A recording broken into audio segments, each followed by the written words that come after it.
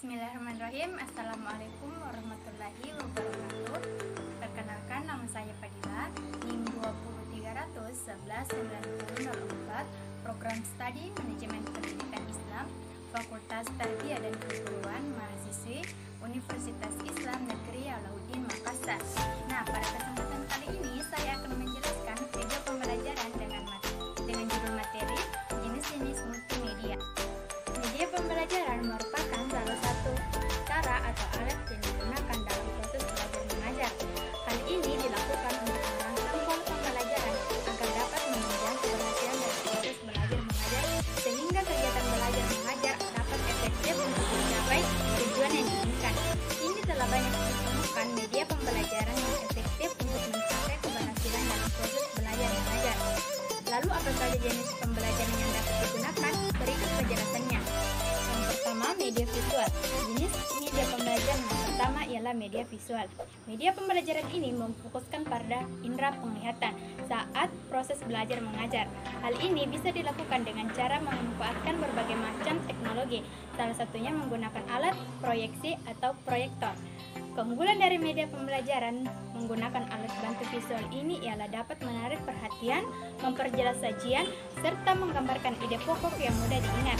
Selain itu, proses belajar mengajar menggunakan media visual ini juga dapat dicerna dengan baik oleh siswa-siswi, sehingga hal ini menjadi salah satu jenis media pelajaran yang menyenangkan. Yang kedua, media audio. Jenis media pembelajaran berikutnya ialah menggunakan media audio. Proses belajar mengajar dengan menggunakan media ini difokuskan pada indera pendengaran. Alat bantu yang dapat digunakan untuk menunjang proses belajar mengajar menggunakan media audio ini diantaranya tape recorder, radio, telepon, dan lain sebagainya.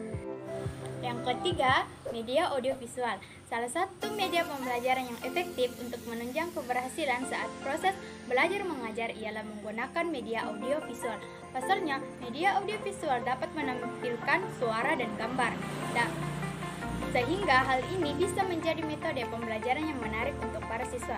Adapun media audiovisual dibedakan menjadi dua jenis, yaitu media audiovisual diam dan gerak. Salah satu contoh dari media audiovisual diam ialah TV, buku bersuara, dan halaman bersuara. Sementara untuk contoh media audiovisual gerak ialah DVD, film TV, gambar bersuara, dan lain sebagainya.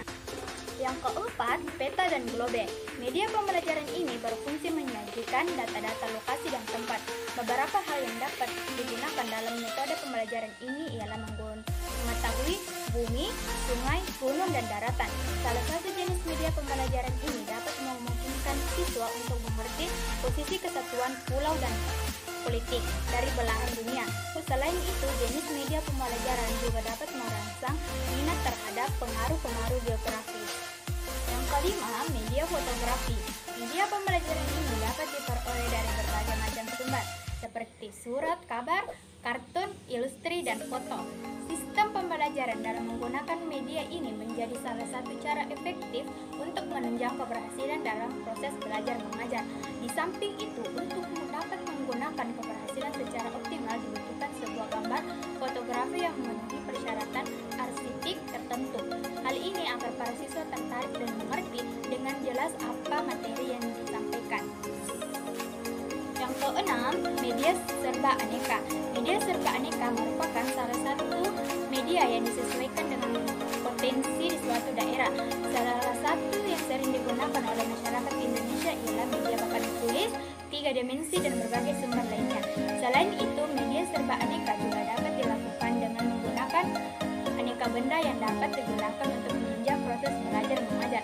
Metode pembelajaran ini dapat menarik minat siswa untuk belajar apabila memanfaatkan berbagai macam fasilitas yang ada. Salah satunya, contoh lainnya ialah mengajak siswa untuk mengunjungi tempat-tempat yang berkaitan dengan fokus mata pelajaran, sehingga hal ini dinilai efektif untuk membuat siswa tidak bosan saat melakukan